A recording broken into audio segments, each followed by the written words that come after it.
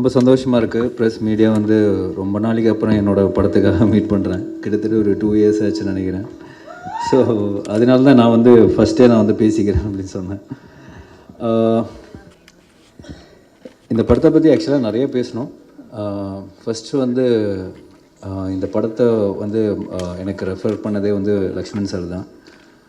அவர் தான் வந்து மன்வானந்தை வந்து அமுச்சு வச்சார் இந்த ஸ்கிரிப்டோட.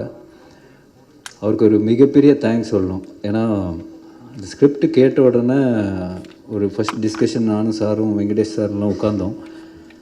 அவர்கிட்ட கேட்டது ஃபஸ்ட்டு ஒரு விஷயந்தான், சார் இந்த மாதிரி ஸ்கிரிப்ட் ரொம்ப பெருசாக இருக்குது சார், ஸ்கேலாக பெருசாக இருக்குது. அவர் சொல்கிற ஆர்டிஸ்ட்லாம் வந்து எல்லாருமே வந்து ஒரு பெரிய ஒரு பட்ஜெட் ஆகும், பெரிய ஒரு ஸ்டார் காஸ்ட்டாக இருக்குது சார், எப்படி சார் தாங்க முடியுமா அப்படின்னு நான் கேட்டேன். அப்போ அவர் வந்து ஒரே வார்த்தை தான் சொன்னார், நம்ம வந்து தியேட்ரிக்கலாக ஒரு படம் எடுக்கணும், அது கண்டிப்பாக நம்ம செலவு பண்ணி தான் ஆகணும். I'm very confident on Mannu and இந்த படம் கண்டிப்பாக ஜெயிக்குன்ற ஒரு நம்பிக்கை இருக்குது.